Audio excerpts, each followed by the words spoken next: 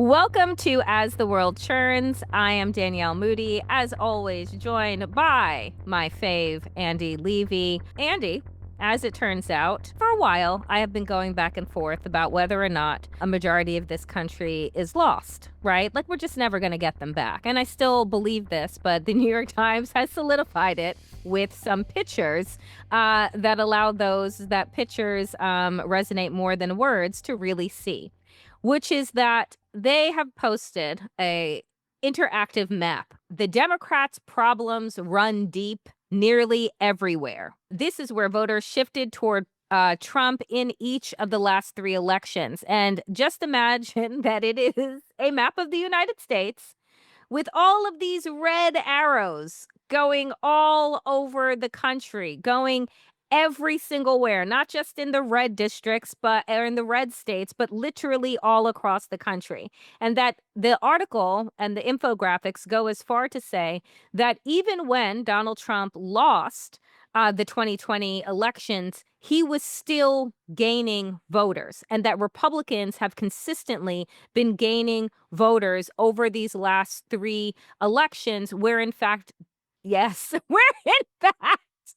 where in fact Democrats are only building up voters in where wealthy, highly educated enclaves, which, if you've seen America lately, is in a lot of places. Democrats, I guess I could have shortened this if you were using AI and you asked for a shorter title and something punchier. It would say, Democrats seemed fucked in 2026. What say you, America? Am I speaking for America here? Yes, Andy. You Okay. always do. I love to speak for America. Yeah, this is just really, really bad. It's never a good sign when it says Democrats are gaining ground in a small sliver of the best educated enclaves. Enclave is not a word you want for where you're gaining ground with voters. No, uh, because an enclave is generally very kind of small. small and generally surrounded by the enemy, or however you want to phrase it. So never a good sign when you're seeing that word used. I mean, there was a stat in that Times report that said Trump increased the Republican Party's share of the presidential vote in each election he's been on the ballot in close to half the counties in America. And boy, that's just not good. Yes, I know that obviously places like, New York City, Los Angeles, Boston, Chicago, a lot of other big cities are majority Democrat. And so it's easy to say, yeah, sure, he's increasing the Republican vote, but it's in small areas.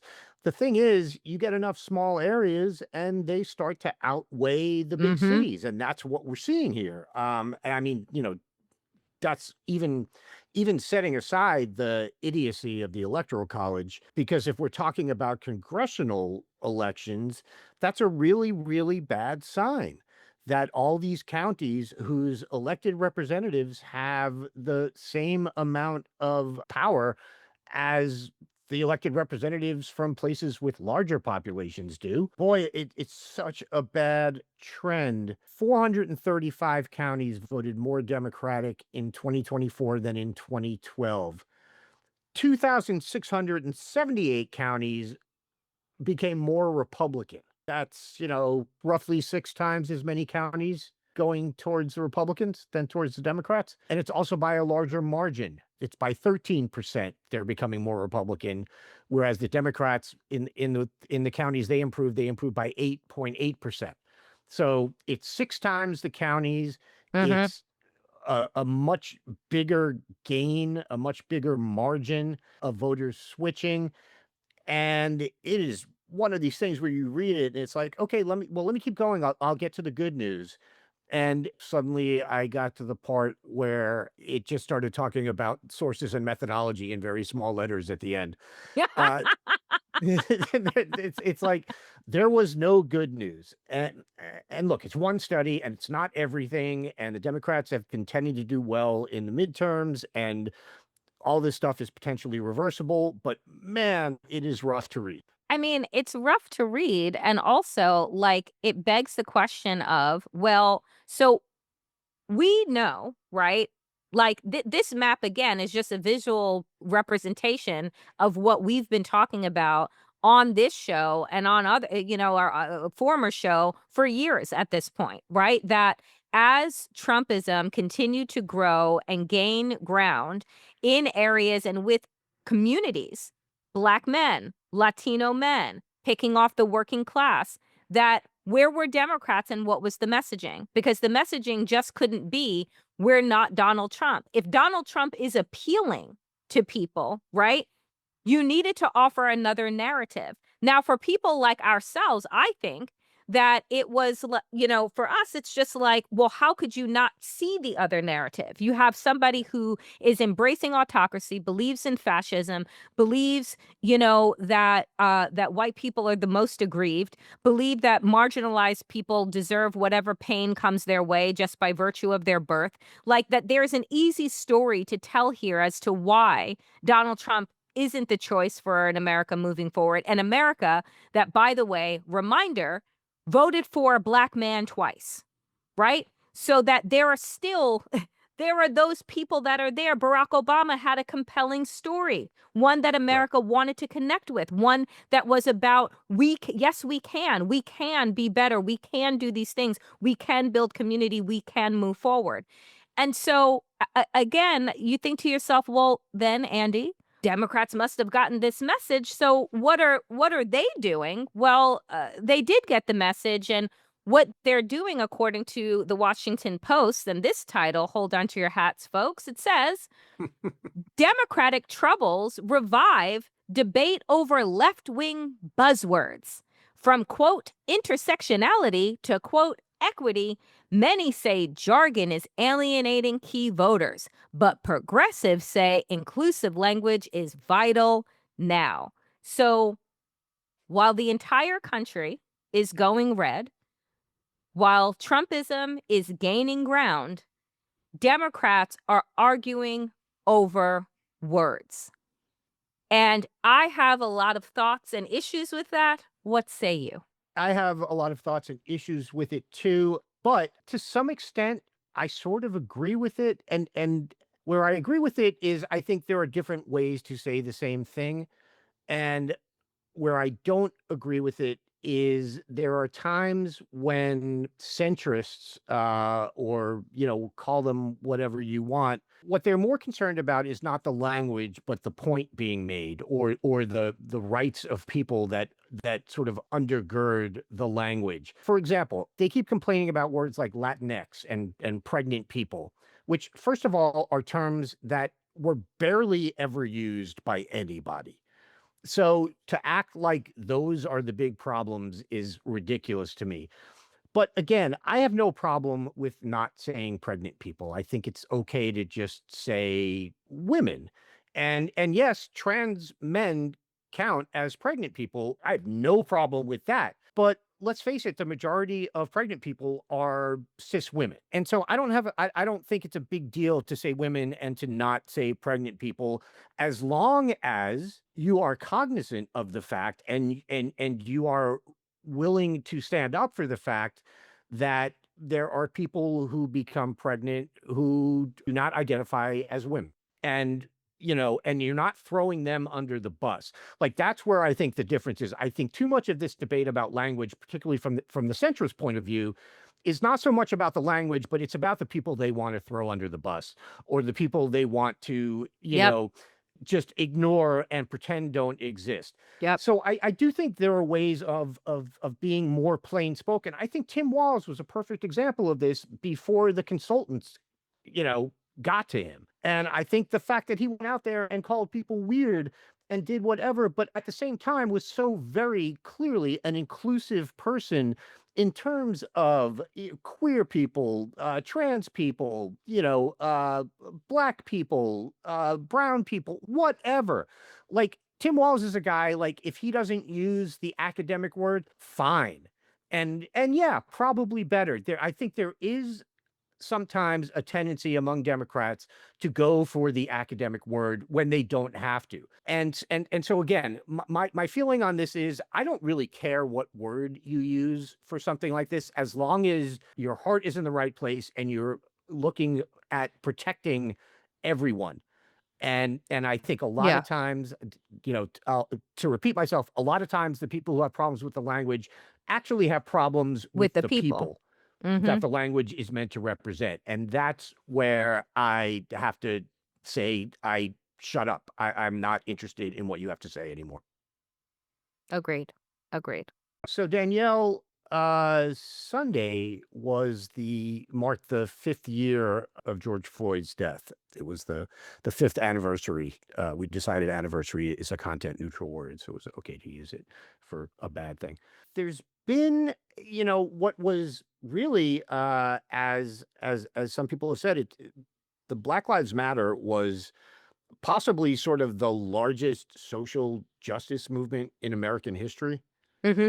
But here we are 5 years later, and, uh, it's worth taking a look at whether that has proven sustainable. And there's an article in the New York Times with the headline, "5 years after George Floyd's murder, the backlash takes hold." And it talks about how the Black Lives Matter movement has sort of, as it puts it, given way to the politics of white grievance championed by President Trump. Mm-hmm. Um, and I was a little surprised, Danielle, that before we started taping, you said that you thought this was good, that it had gone too far, and you were glad that white people were actually finally speaking up for themselves again. So tell me more about that. You know good goddamn well that is not what I said. Maybe that was the AI version of me. The MAGA AI version of Danielle, which would be fucking terrifying and also probably rich. So here is the thing for me. One, it was hard for me to reckon with the fact that 5 years have passed since we all watched the absolute grotesque murder suffocation of George Floyd under the knee of Derek Chauvin for over 9 minutes. And one of the stories, one of the many that I saw, were clips of a number of outlets, media outlets, AP, Washington Post, New York Times, Huffington Post, and others, and saying that words matter, that George Floyd did not die and he wasn't quote unquote killed, like you're killed in a vehicular accident. He was murdered, and that it is important for us and for his memory to be reminded of the fact that he was murdered by Derek Chauvin. And, when the New York Times even refers to the quote unquote backlash, it isn't a backlash, it is a white lash to what has happened. Following the murder of George Floyd, corporate America and other institutions decided that they were going to dive headfirst into diversity, equity, and inclusion, a practice one that had been around for many, many, many years, which was Sure. to create more inclusivity in our workspaces that didn't prioritize and center the ideas and positions of white cis hetero men. And that Harvard Review put out reports that said diversity was good for the bottom line. But the murder of George Floyd centered that for so many companies who wanted to ride the bandwagon of we're not racist, so let us do this thing. And then 5 years later, we see that Donald Trump has been reelected, that major corporations have rolled back their diversity, equity, and inclusion at his behest, but because it was what I thought then, performative. I don't know what it is going to take for America to actually reckon with racism and reckon with the fact that racism is centered around white rage and centered around the fact that we continue to not teach about white domestic violence that has been at the core and is a founding principle of America, and that white people have been allowed to see themselves as benevolent beings, right? That everything has been done in order to shield them from the truth. You can look at Ron DeSantis's policies down in Florida. You can look at Donald Trump now utilizing civil rights policies and protections that were meant for Black people and marginalized people to protect them. Now he's using them to elevate white men because he believes that white men are the most aggrieved in this country. You can look at the 39 white South Afrikaners that he has resettled in Alabama, right, is saying, oh, they're facing a genocide, not the people of Gaza, not Palestinians. My God, if we use that word, then you'll absolutely be canceled or fucking detained. But it's South Afrikaners, him spreading a lie about them that tells you where this country is. And honestly, Andy, I don't know if in this era that we can ever think that we're going to have another reckoning, that there's going to be any more forward progress and not just a continued backslide. This is a bit of a historical pattern. I mean, you had the civil rights, the marches, the Civil Rights Act of 1964, everything happening in the 60s. And then we got Richard Nixon. It sucks, but I don't know that this is an unusual aspect of America, of American history, that every time progress is made, there are people who are sitting there going, well, some of them are just straight up bigots and straight up racists and don't want there to be progress made at all. But then there's always the people who are like, it's too fast. You're moving too fast. We need to slow down. Mm-hmm. It's never the people being discriminated against who think we're moving too fast to end that discrimination. It's always the people who have benefited from discrimination who want to, who say they want to end that discrimination, but slowly. We can't do this. It's too much of a system shock. They make excuses, and it's grotesque. But that's sort of, that's one of the histories of centrism in this country is that history. And so now we've got, as you said, Donald Trump is 100% convinced, as are most of his supporters, that white people, and white men in particular, are the most put upon people in America. It is absolutely wild that what they're basically saying is the people who caused the problem, which is white people and, America's original sin of slavery, and followed by, Jim Crow and everything like that.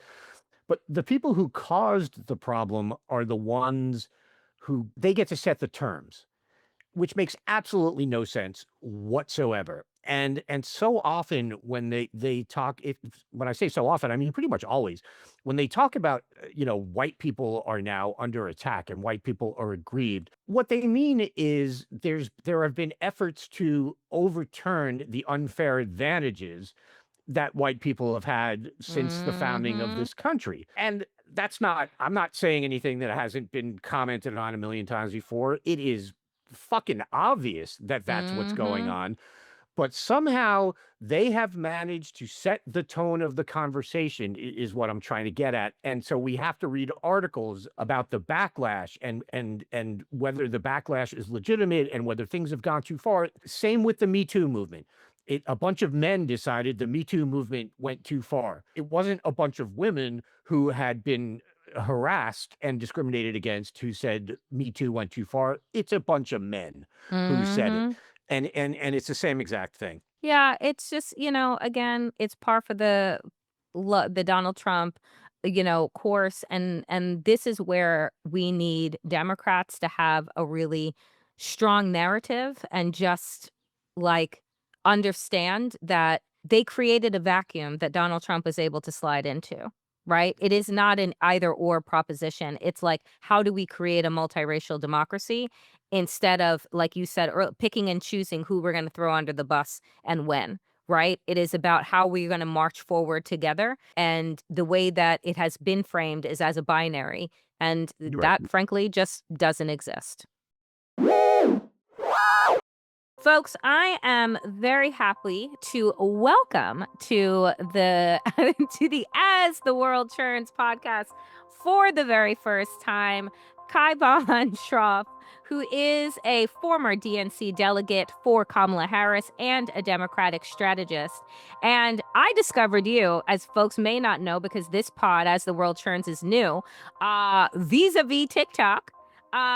Because of the fantastic videos that you put up, and on and when I was still on Twitter, RIP,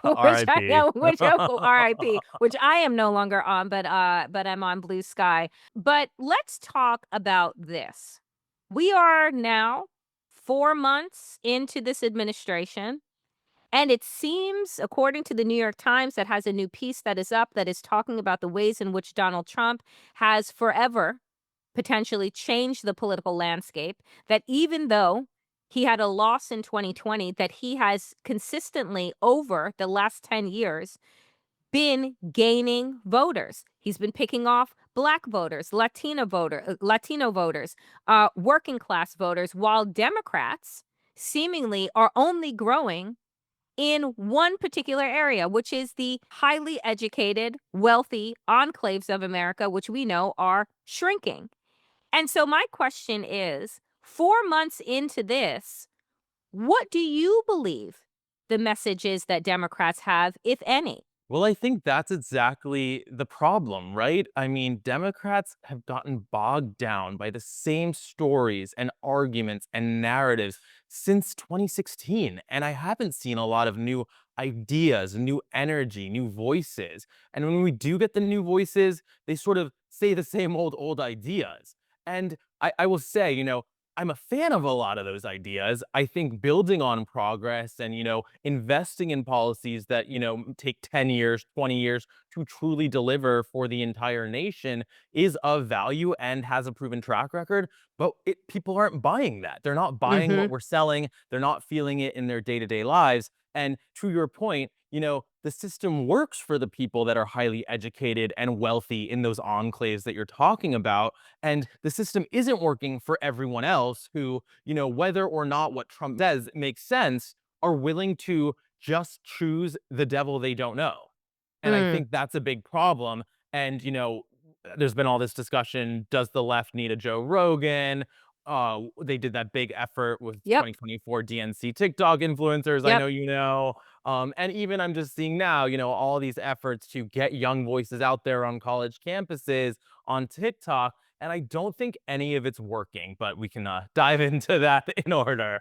Yeah, yeah, because before we dive in, I wanna bring your attention to, again, one of the old, and I mean old versus his age, as well as old thinkers inside of the Democratic Party that I would love for them to retire, which is James Carville, who James Carville, right? Exactly. Insert roll eyes. He's James retired. That's the right. thing. Like, That's the what is thing. he And doing? and He's has just it talking everywhere. and I mean, hasn't been on a campaign since the '90s. But when he was asked recently about, AOC and about Bernie, he's like, "All I ever get asked about is AOC and Bernie. Like, what about Elise Slotnick and, and others?" And I'm like, "What about her? What about her performative stance on, killing wokeness, and we need an alpha mentality on the left?" So when you see that mainstream corporate media is still diving in the '90s think tanks of the recesses of James Carville's mind, what do you make about that and their ability to move forward? well, I think first of all, it's a little bit of a commentary on the institutional media that's their go-to, right? They've been calling the same voices to go on those shows and give the same opinions for decades, and their business model is dying. So it's not going to work for them, and it's also vice versa, right? Democrats like James Carville, are threatened by people like AOC, Bernie Sanders. I'm no Bernie Sanders fan, but he did introduce something new, which is what I'm saying Mhm. is that criticism. Now, I think, to have him out on the talk show circuit rehashing 2016 certainly isn't helpful at this time. And I wrote a piece for MSNBC a couple of months ago. Why is he running for reelection himself, right? Doesn't that sort of speak to and undermine his whole movement of we need new ideas, we need new leaders? Because the Bernie thing is over. The Bernie movement didn't become anything, frankly. It became DSA, right, to some extent, and that's withered, absolutely withered. AOC, I think, has created her own brand, and that was smart of her to sort of break away from that. And she is a good inside player and outside player. She does know how to get some wins for people in her community and across the country through the policy frameworks, and then she's also great at connecting online. But I think again, this like there's almost this scientific method I think that's misapplied by Democrats where they see something that's worked somewhere and they try to replicate it, which isn't a bad idea, but the execution is very poor. And I think you can't be that scientific. There's an art to a lot of this about Mm-hmm. connecting with people, about coming across authentic. You can't just say, oh, well, they have this type of influencer. Let's cosplay, Right. some like Right. Duck Dynasty bro, and we'll suddenly win the male vote. Like, that's not going to work. And I think, David Hogg obviously has come under fire for sort of some of his comments about young men just want to have sex and go party. And like, look, of course, that's appealing to some extent. Like, is he the right messenger? Is that what he's done with his life? Because he's a youth advocate. So hopefully he doesn't think young people just want to do those things. Hopefully he understands they actually do care about the policies that affect their everyday lives. That's what he's been talking about for a decade. So it's incongruous. And then, of course, to go on Bill Maher, which, my grandmother watches Bill Maher. I don't know anyone else that watches Bill Maher my age. To go pitch those ideas really sort of, I think, betrays what I'm seeing with a lot of these influencers and people that want to be sort of the ones catching the mantle.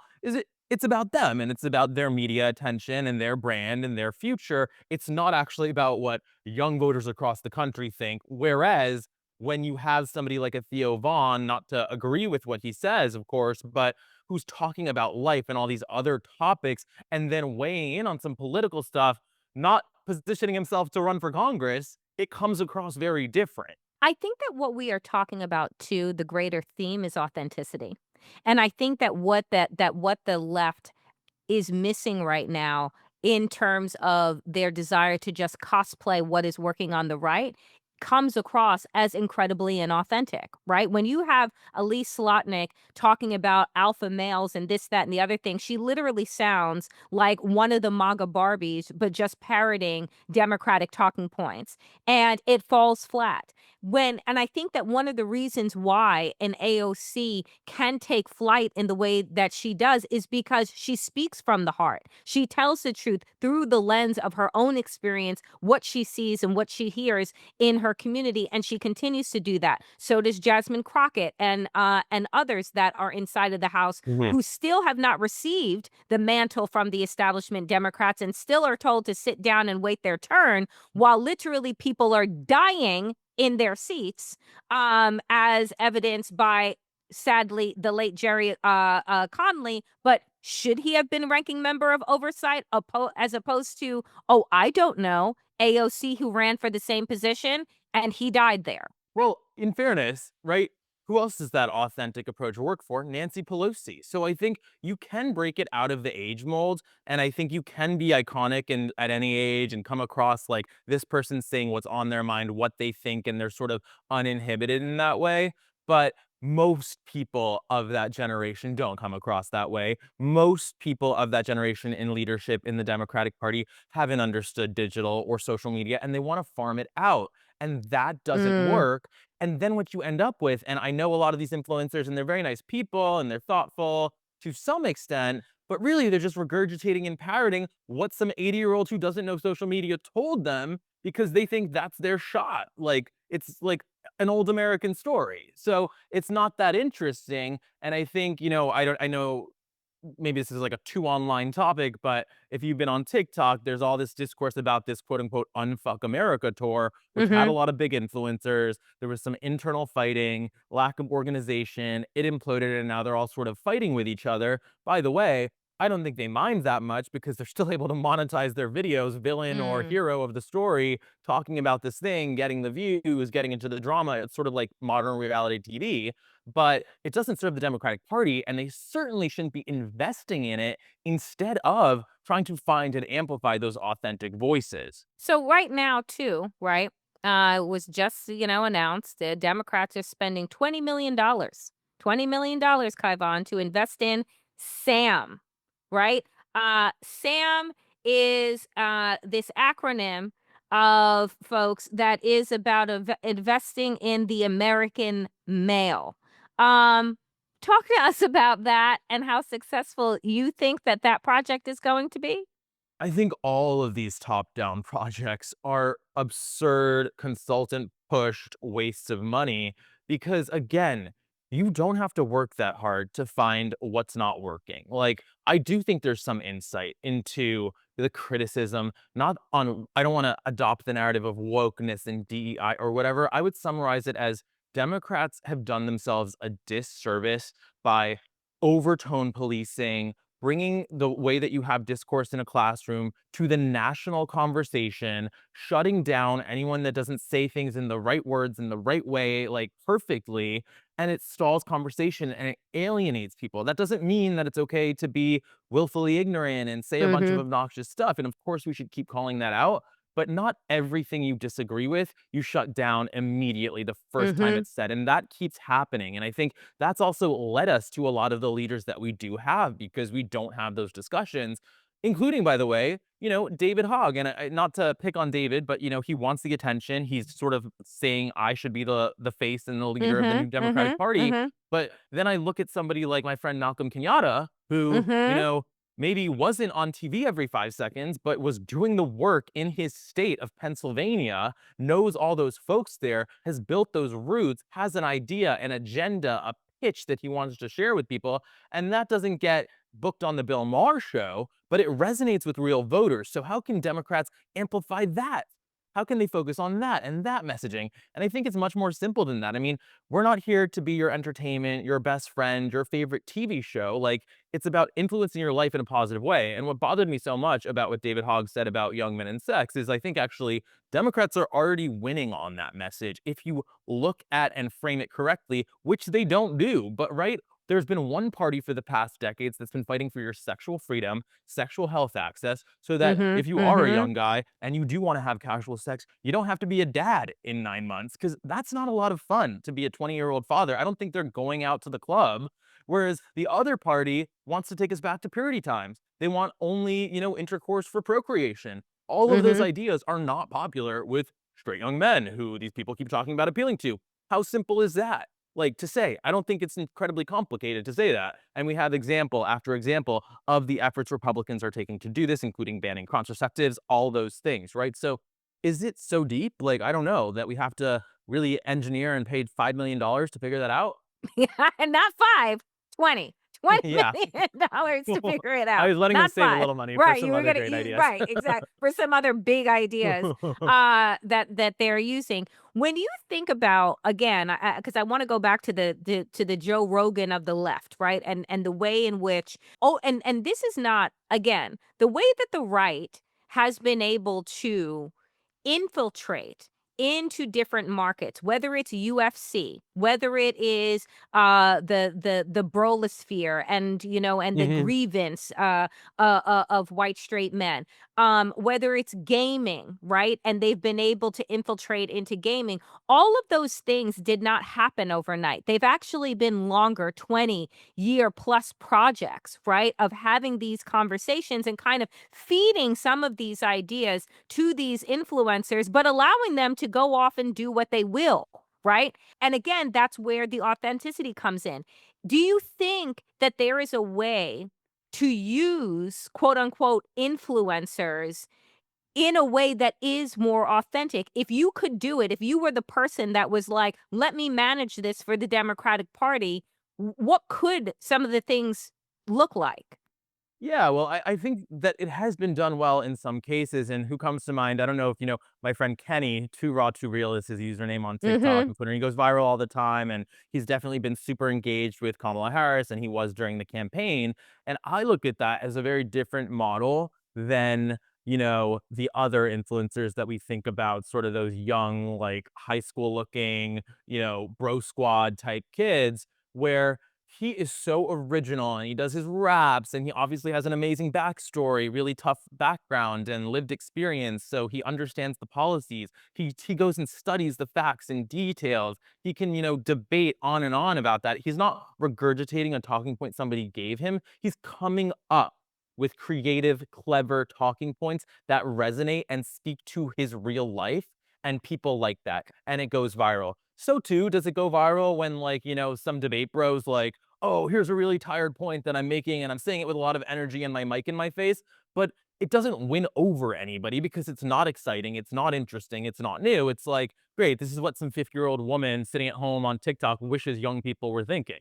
Like, Mm-hmm. and Mm-hmm. that's it. Like, same thing with all those influencers at the DNC, right? Like, who did they reach? Because if they were already pro-democratic influencers, brought to the DNC, the people following them agree with everything they're saying. Like, so it's not that Yeah, interesting. yeah. Whereas I do think, by the way, I do think it was a good idea for Kamala Harris to go and call her daddy. Those are the types of moves that people should make. And Democrats are so afraid of all of those things. And like, even that, there was so much consternation and discussion and debate. She should have done a million of those. But I think, on the other hand, when you think about policies too, it's not just about the comms approach, right? Like, tariffs is such a good example of this, because I think every economist worth their weight knows what Trump is doing with tariffs does not make economic sense. It is not good for America. It is bad for everyday American. Right. All of those things are in Democrats' favor. So why is the issue not so clear cut? Because it's a new idea. It's a new fight. It's a new battle. It brings a lot of energy, and people that are so desperate are willing to try anything. I mean, they're not going to analyze the impact of tariffs. They're just going to read headlines. Oh, Trump got a win today. Oh, Trump got a loss today. Oh, Trump backed off. Oh, he's doing it again. They don't really care. They're just like, let's shake the snow globe and see if something happens. Like, and that's terrible. But if we're so smart, right? If Democrats are so educated and they're so wonky and all these things, what are some of the more exciting, good new ideas? And AOC did bring some of that, whether I agree with Yeah. all of them or not. But what are the new conversations we're having? How are we going to get headlines for ourselves that are not Joe Biden's age, Joe Biden's health, defending Joe Biden, attacking Trump? Because as much as I want to sit there all day and criticize what's happening, that nobody cares. Like, they really don't care. Like, And we're not nobody cares. The people we need to care do not don't care about care. those ideas. And I think that that's right. I think that there are two things, not two, there are several things that Democrats do that need to be shifted. And one of them is either A, sitting back and saying that, oh, Donald Trump will just, hang himself with the tariffs and with things and not engage at all and just hope and pray like political ostriches that eventually when they take their heads out of the sand, that things will be okay. And the people will say, well, I guess you're better than the alternative, because that's not a winning strategy. And then number two is cosplaying what the right is doing and hoping that somehow that will go viral and spread on your side. And that's not working.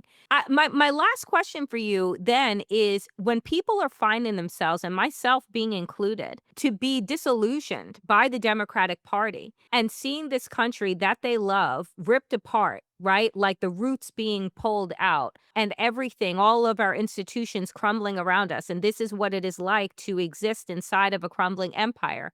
Do you think that now is the time for the imagining of a really robust third party? That while these two parties are showing themselves to be absolutely inept in two different ways, is it time for a real third party? Look, I think, one of the things I've been thinking about is, like, should Democrats just rebrand? And I think it would come across like Facebook becoming Meta. I mean, is anyone sold on that? Not really. And I think the problem is, no, what I don't see a viable third party coming. And by the way, of course, where are all those people that stop the Democrats from winning cycle after cycle? And they have all these different views. They should, like, go try it, right? Like, now I don't think it's going to be successful. I don't think it's a great idea. But why aren't they doing that? Why aren't they trying to lead? Why aren't they doing any of those things? Because I think what we really need to do is get out of this sort of, you have to be in line with the entire Democratic Party platform to be a good person and a good Democrat. And that really has been the conversation as much. And, I've probably been part of that conversation. And, we're not all always perfect at that, because sometimes things do strike the wrong way. But what I think those sort of right adjacent podcasters and the media framework have done is they've allowed people to hang on one policy issue that they like, one idea that they like, lean into a couple things that they think make sense. And it's not, they have to check all the boxes. Of course, then, just like the Democratic Party in leadership, you have to either get in line or not. And they certainly fall in line and they treat Trump like a king. So I'm not saying that's not the case, but they do allow some other voices and ideas with a mixed policy set to be there. And I think Democrats need to understand how to do that better. And I think part of the conversation is people are too afraid to speak up and disagree. They don't want to get canceled, quote unquote. And of course, that's been like a totally distorted conversation. But there's a little bit of energy in that, I think, that is not inaccurate. And then on the other piece, I think Democrats, the leadership is so much less structured and organized and top down, as much as people feel that it is. than Republicans, where everything is being said and done by Trump and his team. And like, it's like, we're going to threaten you if you don't do it. Discipline, message discipline. Like one Yeah. example, just to end with the plane story, right? Like Trump's taking this $400 million jet. It's so obviously corrupt. It's so obviously pay to play. But like, it's example 5,000 of that. And these voters already know that about Trump. So whether they read the headline or not, it's not going to move the needle. It's not going to be the last straw. They don't know how it's going to affect their daily lives. Like it surely will in time that he's, chopping up and selling our government to foreign enemies. Like, duh. But why can't Democrats just get up there every time they're asked about that plane issue? Say, you know what? But while we're talking about planes, did you notice that under the Trump administration, air travel has been worse than in previous decades? It's like we're devolving. You can't get to your destination. Yep. Flights are being Yeah. canceled. Flights are not safe. Those are issues that affect people every single day that they do feel, that they do talk about at the office, that does affect their families and their holidays and their vacations, right? So make it real every time. Take that bigger issue that some people care about that's worth talking about. I'm And not saying it's not worth talking drill about it, down. but make it every day and do that with every single thing. Yeah. We will have to leave it there today. Kaivan Shroff, I thank you so much for joining As the Of World course, Churns. yes. This A is pleasure. fantastic, and we hope to have you back very soon. Appreciate Thank you.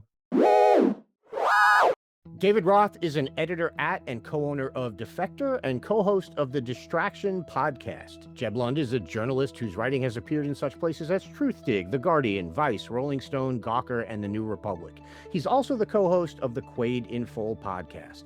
And when a terrible explosion at a nuclear plant fused them together, Dave and Jeb gained control of the firestorm matrix, allowing them to change the atomic structure of substances and transmute them into anything, and also turning them into the super co-hosts of the It's Christmastown podcast. And my next guests, Jeb, Dave, welcome. Well, Thanks Jave for is having after us. when you fuse. That's your Yes, name. that is It's us. That's Jave. when we use our superpowers to achieve a moderately popular, very infrequent podcast. We are happy we to had to be go here. with Jave because Yes. Deb was Deb. obviously didn't work. Okay, so last year, the dumbest person in cable news, Jesse Waters, got pretty widely ridiculed for listing his 5 rules of men, which are: don't be that serious, just be funny. You don't eat soup in public. You don't cross your legs. You don't drink from a straw. And one of the reasons you don't drink from a straw is the way your lips purse. It's very effeminate. And finally, you don't wave simultaneously with 2 hands. So Waters said the list was meant in fun because he's as funny as he is smart. And the reason we're talking about this inanity now is that last week, Waters sent a producer with the "there's no way that's real" name of Johnny Belisario to ask Republican legislators what they thought of the list. So let's talk about some examples of what these legislators said. The one that got the most attention was Tim Burchett from Tennessee, congressman. He said he doesn't drink out of a straw because, quote, "that's what the women in my house do." Yeah. Uh, That's female thoughts, behavior. comments? So the one bit I want to add to this is that Tim Burchett is like famously the most normal Republican member of Congress. Like he's like a nice guy. He is personally friends with AOC. So you have to assume that this is the highest functioning answer. That anybody else that they ask would be like, the straw is like when a dick go in your mouth. Like this is a guy who's probably going to give the best answer, and it's still like straws are that's female behaviors to me.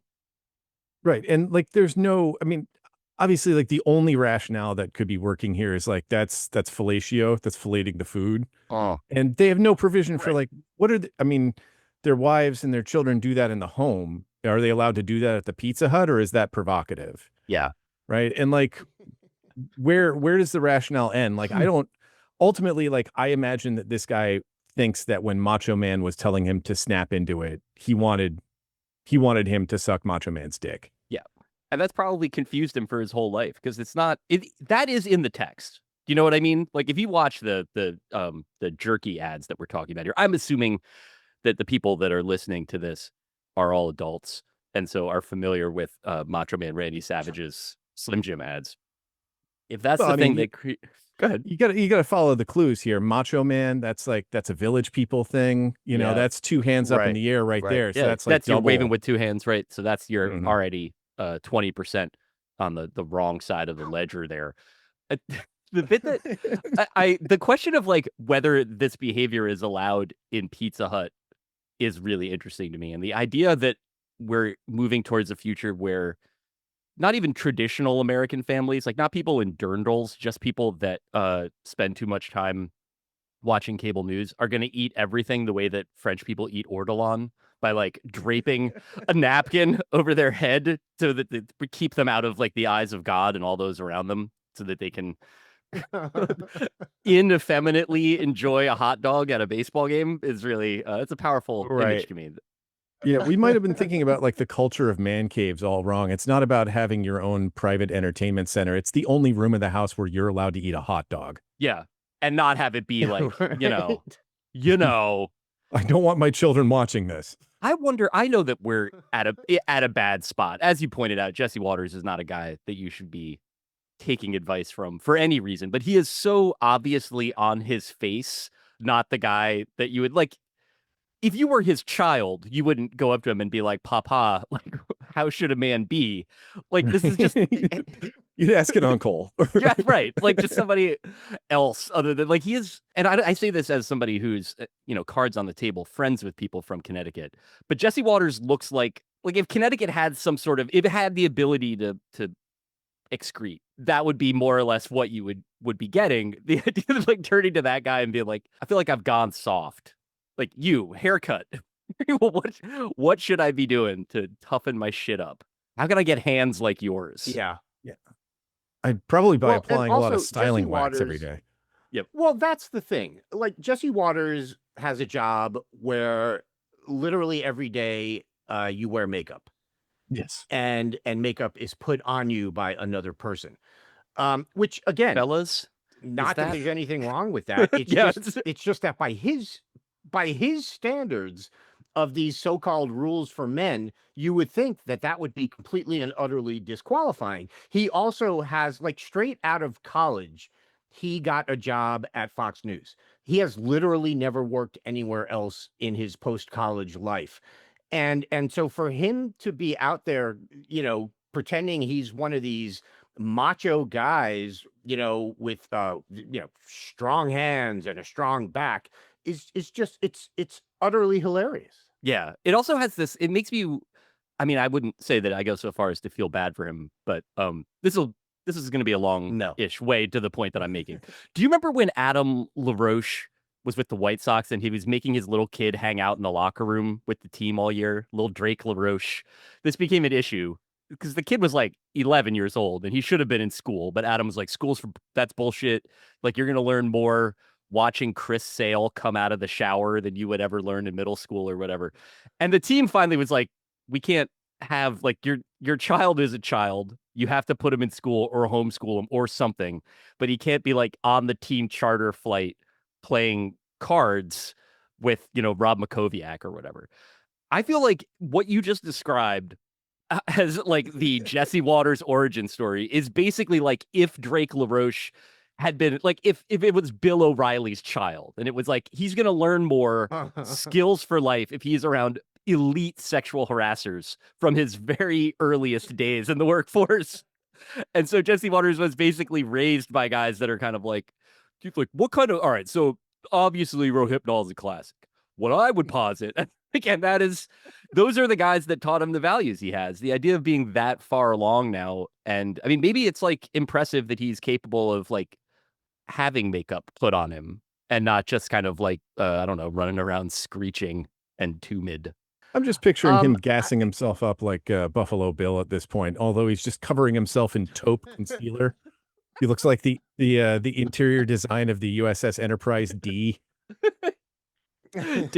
Dancing on video to Lee Greenwood's "I'm Proud to Be an American."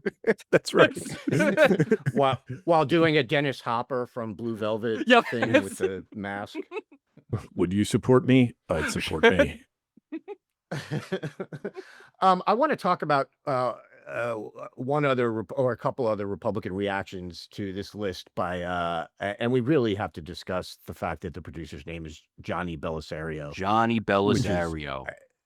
It's a shame he couldn't reconquer the Italian peninsula, but I appreciate him trying to help out the Byzantine Empire that way. Or at least Vegas. So John Kennedy, Louisiana's version, said a man shouldn't eat kale at all. You know the best way to prepare kale? You mix a little olive oil in with the kale. That way it slides out of the pan very easily into the garbage. Oh, that's good. It's a classic bit. We all hate it is kale. a classic bit. Yeah. So props to him for that. But where do they come up with these things? Like why kale? Like I'm sort of kale. I'm kale agnostic. Like I don't care about kale. It's a weird thing to I have a an t-shirt opinion that says about. I don't care about your kale. My and I kale, respect that. yeah. Your feelings. You I'm know, working on my it. We can fax figure this doesn't out. Care about your Yep. caling. There you go. All right. Yeah, The kale with you. I we'll don't get know. it. We'll get it. Yeah, He's doing we'll it 'cause prepare it's- some alts in post. Right. Yeah. Just add some bon mots for me, would you? I know we're on a schedule and we gotta. Yeah, that also feels. I think that there is like a high quantum of frustrated stand-up comic in the conservative movement in general. Like that feels like a kind of like if you could train an AI on 10,000 hours of Jeff Foxworthy bits, you would get that particular kale joke. Like, and it may, whether John Kennedy believes it or not is kind of unimportant to me. Like whatever leafy greens he's doing, that's John Kennedy information as far as I'm concerned. But it does feel like the sort of thing where he's like reaching for a bit that would appeal to an imaginary person. It's like basically the Republican version of the way Democrats say the phrase working families. It just happens in this case to be about some sort of reactionary coded food gripe. Right, but by the time it actually trickles down to be a reliable referent for all of his base, it's like 10 years out of date. So it's sort of, like kale had its hegemony at the start of the last decade. So it's kind of like coming out and just doing like left shark and cronut material.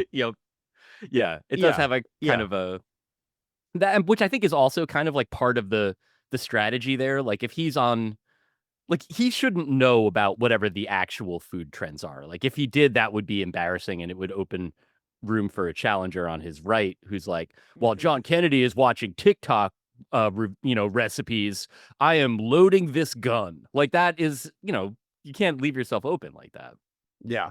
I just want to point out, Jeb, when you said kale and trickle in the same sentence, and that, of course, I'm sure this is obvious, made me think of Cole Trickle, the main character in Days of Thunder. Days of Thunder, yeah.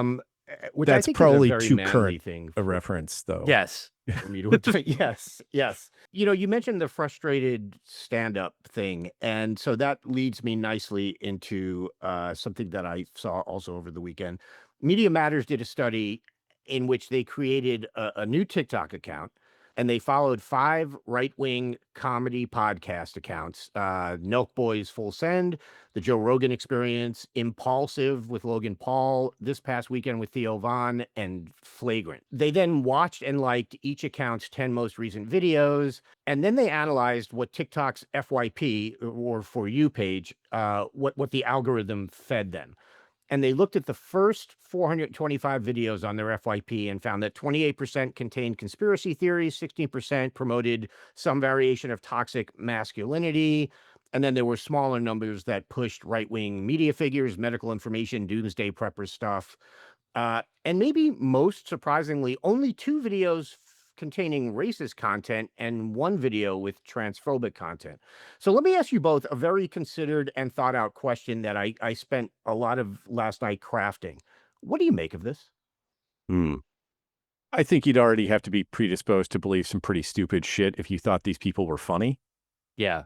That's always been the confusing bit to me too, is like, I understand that the stuff is popular. I understand that there are things that are popular that will not appeal to me. The sort of like very, very low quality of the actual comedy involved to me is like offensive.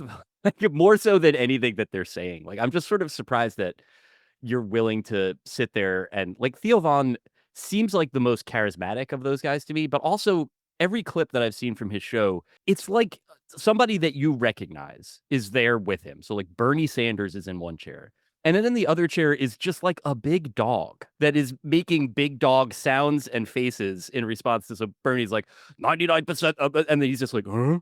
And that is it. Like, he's making Scooby-Doo sounds. And he's I think the best of those, if I had to pick one of them.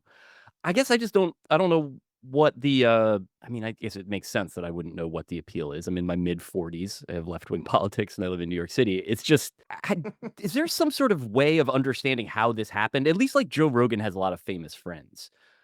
The other guys are all just, like, Right. people that look like they played lacrosse at some point in their life. It feels like their template is sort of, how did this get made, but for reality, right? Where, like, if you just ask a couple of incredulous questions, everyone's supposed to laugh. And the label of, like, comedy podcast is there to trick you into thinking that you're doing something other than making yourself mad, right? Yeah. Like, if it was just like, this shit sucks, the podcast, you probably wouldn't tune in. But, like, the little, the ortolan drapery, I suppose, Yes. hood of, like, it's just a joke, allows you to say, like, all right, I'm tuning in for 2 hours of just increasing my bile production, Yeah. and not feel like you're Right. doing something really stupid. Or like 5 hours. Like, Yeah. that's the bit of it that I'm always kind of blown away by. Yeah. The idea of, like, just, Yeah. whatever. You spend a lot of time in your car. There's a lot of ways that you can consume 5 hours of audio over the course of the day. But, like, none of them are good for you.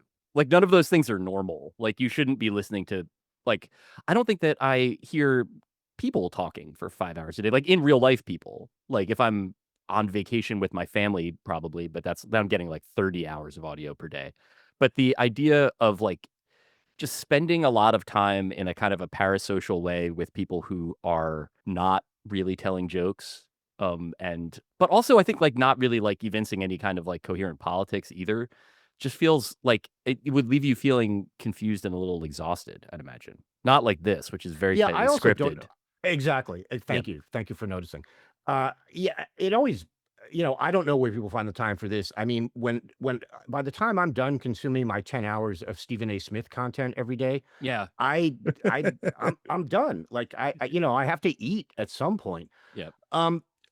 So Dave, you asked, sort of, what is the appeal here of these people? And thankfully, the Democrats are trying to figure that out Thank as goodness. we speak. On Sunday, the New York Times published a piece about the Democrats' efforts to win back working class voters, including specifically outreach to men. I'll quote from the piece written by Shane Goldmacher. Democratic donors and strategists have been gathering at luxury hotels to discuss how to win back working class voters. The prospectus for one new $20 million effort aims to reverse the erosion of Democratic support among young men, especially online. It's codenamed SAM, short for Speaking with American Men, a Strategic Plan, and promises investment to, quote, study the syntax, logic, and content that gains attention and virality in these spaces. And it says, above all, we must shift from a moralizing tone. So there's your answer, Dave. The Democratic Party is on it, and they are studying the syntax, language, and content that gains attention and virality in these spaces, and it they only recommend costs buying all that for advertisements only in- $20 million? That's Right. amazing. But wait, there's more. Yeah, no. I just love that they've written, apparently commissioned a study that is written in the worst possible language and syntax in order to study the syntax and language of, Like, you're not of viral contacting content. the Sentinelese. Like, this isn't the sort of thing where you're going there, Right, right. mapping out a language Yeah. that no one's ever spoken before. I would have to be paid Yeah. $20 million to listen intensely to all the podcasts that you listed earlier over the course of the year. I would want to get paid like a Major League Baseball third starter to do that. And so that bit, the money part makes sense. The rest of it, though, the idea that there's somehow this, I think that you can sort of see this. I remember, like, immediately after the election, the two moves that the Democrats had were complain about how woke they had gotten, and then also random senators started saying the F word in like, they were just like whatever. I'm trying to think of is it Dana Nessel? No, there was one of the Michigan Slotkin. No, not Slotkin. Who am I talking about? Yeah, Slotkin said bullshit, I think. Yes. That's what it But was. this is all just like downstream of what was it, Perez, the DNC chair back in 2017, who was like, we're not fucking around anymore. Yeah. Like the guy who was chewing out Jerry Lundegaard about the True Coat. And you're like, oh yeah, we all talk like that. Yep. Like That's we're, what like we're saying it for the first day in our lives. Right on. Yeah, I like the idea of that being like how they're coaching these guys up. Like they have some a mini camp. They get a bunch of senators, put them in a dorm, and then they're just breaking down tape of Ned Flanders getting upset and being like, "This is about you." So just figure out how to do that. That's what people respect. Like I feel like the really simple answer from this study is they're going to be like, all right, we got to design an F-350 with giant tires. It has huge tits on the front and a swastika in the back, and it explodes. Like those are the things that all reach men. Yep, Homer car it. Right. It works the thing that I mean, just to give a slightly more serious answer to all of this, like the one thing that you can't do if you want to figure this particular problem out is spend $20 million studying it. Like that guarantees that it is not going to happen. Whereas I think the challenge, and this is like, fundamentally a thing that the Democrats have a lot invested in not understanding, is that like the one thing that we know does not work is like talking like an elected Democrat, like speaking in a way where you're saying all of these kind of uncanny brown note catchphrases that are basically like half of Democrat communication at this point. Like the thing that I guess you would give Theo Von credit for is that like he authentically seems like a person who is also a dog. Like he's not pretending to do that, like, so I think that the idea of having people that are expressing beliefs that align with the stated goals of the Democratic Party doesn't seem like a problem until you run into the fact that those goals are at this point incomprehensible and seemingly not fully felt either.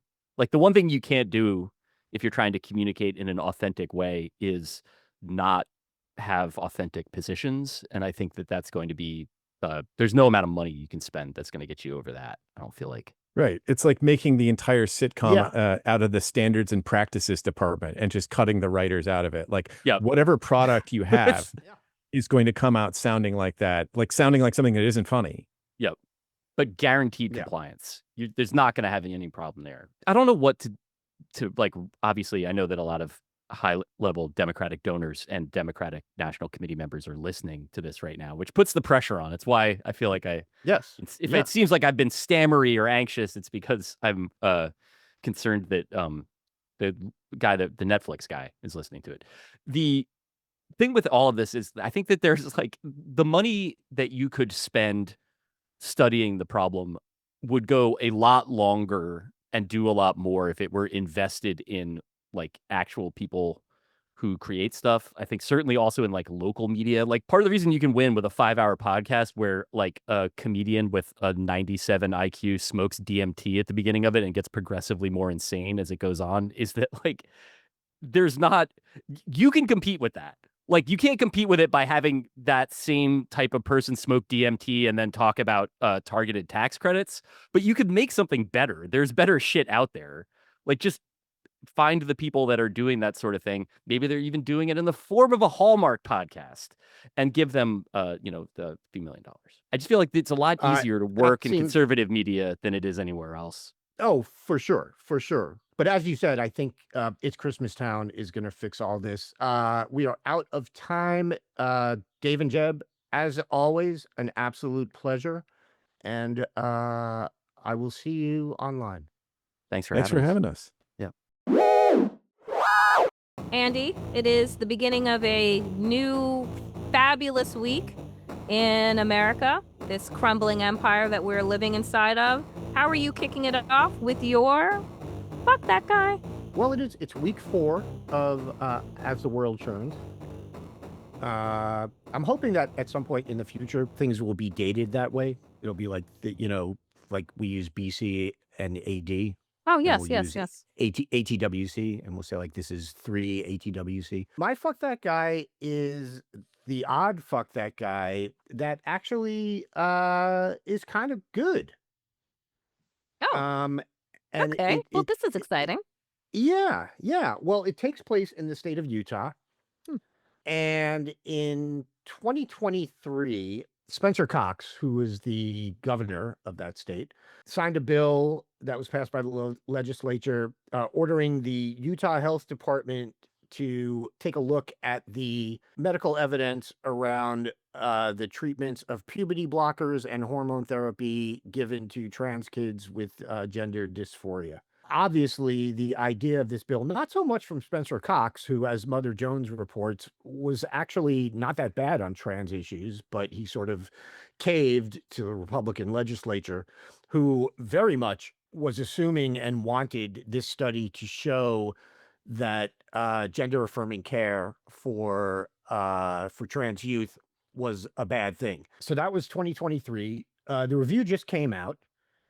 Lo and behold, the review says that the consensus of the evidence supports that the treatments are effective in terms of mental health, psychosocial outcomes, and the induction of body changes consistent with the affirmed gender in pediatric gender dysphoria patients. In other words, these treatments are good. These treatments are helping trans youth. They are helping them in terms of their mental health. They are helping them to become the person that that they are on the inside, and they are helping them with regard to fitting in to society at large as the person that they are. So you get this whole thing that was done mainly because the people who wanted it done wanted it to show that all these treatments should be banned. Yep. And it came out with just the opposite. And so now you have the legislators who wanted this study, again, as Mother Jones reports, Katie Hall, a representative in the Utah legislature, she co-sponsored the 2023 ban on these treatments for trans youth. She issued a joint statement saying that they intend to keep the moratorium in place. So they are completely dismissing the study that they commissioned.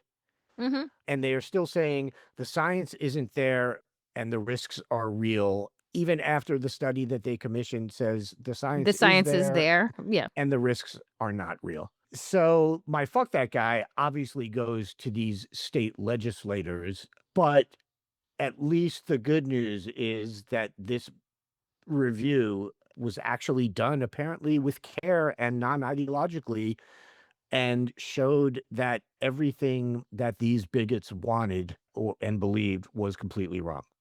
So fuck those guys. But now that the study disproves their lack of science-based bigotry, they're saying, well, the report is kind of inconclusive. Like, I guess because the report wasn't done by RFK Jr. approved scientists and statisticians, then it doesn't have any bearing for them. Just goes to show you there is no basis for their bigotry other than their hate. The science doesn't back it up. Fuck those guys. Fuck those guys. All right, Danielle, who you got for us here on this holiday week? Who's your fuck guy? You know, I'll say this. We haven't talked about them enough on our fabulous month-old show, As the World Churns. I think we've given mainstream corporate media a reprieve, and I would like to bring them back into our marbled hall of fuck that guy. Now, why is that? Well, there are so many reasons, but on today, I will provide one. There's a story in Newsweek that says AOC edges out Chuck Schumer by double-digit margin in new poll. So there have been these polls that are going around that are showcasing whether or not Alexandria Ocasio-Cortez, if she decided to take on Chuck Schumer, who has spent the last 2 decades plus in the Senate, whether or not she could be viable. And what these polls are showing, one after the other, is that this tour that she has been on with Bernie Sanders to really introduce her to the American people on her own terms, right? On top of her social media prowess, is really showing that this 35-year-old has absolutely everything that it takes to take on this 74-year-old septuagenarian who has no new ideas. I couldn't tell you the last time Chuck Schumer offered a new idea to Democrats. Yeah. My fuck that guy is to the mainstream media because for so long, they have tried to paint AOC as the anti Democrat, as she is not the face of the Democratic Party, that people don't like her, that she's not appealing to anyone outside of her congressional district, that she doesn't have staying power, that she's not going to be a sustainable candidate, on and on and on. And what she continues to show, and now what the polls are beginning to reflect, is what people saw in her first win. She is something special. She has something real to offer the American people, that she has a vision for the future that is not about creating a stance on reaction, but one that is proactive about the kind of America that we actually want and the kind of America that we should be fighting for. It is an economic message, it is a progressive message, and it is an authentic message. And I hope that as these polls continue to come out, and maybe she decides and actually says that she does want to run for the Senate seat, that the narrative will shift, because how she's been painted is not who she is, and who she is what people are embracing around the country with these 30,000, 20,000 kind of sold out Stop the Oligarchy tour that she's been on with Bernie Sanders. Just shows how hungry people are for change inside of the Democratic Party, and she is one of the many names that continue to rise to the top. And I hope that instead of saying, oh, will this be a mistake for Democrats, that the narrative changes. So for that reason and so many others, my fuck that guy is to the mainstream media, because they got their original story, their villain that they wanted to turn AOC into, absolutely wrong. The polls and the people are proving to have their finger on the pulse outside of what mainstream corporate media tries to feed them. So fuck those guys. Yeah, it is wild how much the mainstream media looks to the Republican Party to set its agenda. And, you know, when you had Republicans out there, I remember, I'm sure you do too, Republicans very much wanted to make AOC the face of the Democratic Party. I am hopeful, and I'm starting to think it'll be reality, that that is going to bite them in the ass big time. But the media is always, well, the Republicans really don't like AOC. She's divisive. But when Democrats really don't like someone, they're not, well, have the Democrats moved too far to the left, you know, to not like this person? It's just always the Republicans setting the agenda. The interesting thing about this poll that shows AOC beating Chuck Schumer by 21 points, which, first of all, the Newsweek article, the headline is AOC edges out Chuck Schumer by 21 points. I don't think they know that What edges out means. Yeah. It's not just a synonym for beats. Like it means it's close, and this ain't close. But the interesting thing to me about this poll is, which was done by the Jewish Voters Action Network, is that among Jewish Democratic voters in New York City, AOC beat Schumer 45 to 33. That is huge, because I will speak openly. I have been an AOC fan for a long time. I know a lot of Jews who have not been. To see that kind of shift towards her and away from Chuck Schumer, of all people. First of all, it's heartening, and I'm glad to see it. And welcome. I think that's huge, because that is an absolute sea change, and that does not bode well for Schumer at all. I mean, look, he's not up for re-election until 2028, so we got some time on this. But of anything in that poll, that to me should disturb Chuck Schumer the most. And I don't feel bad about that. Fuck that guy.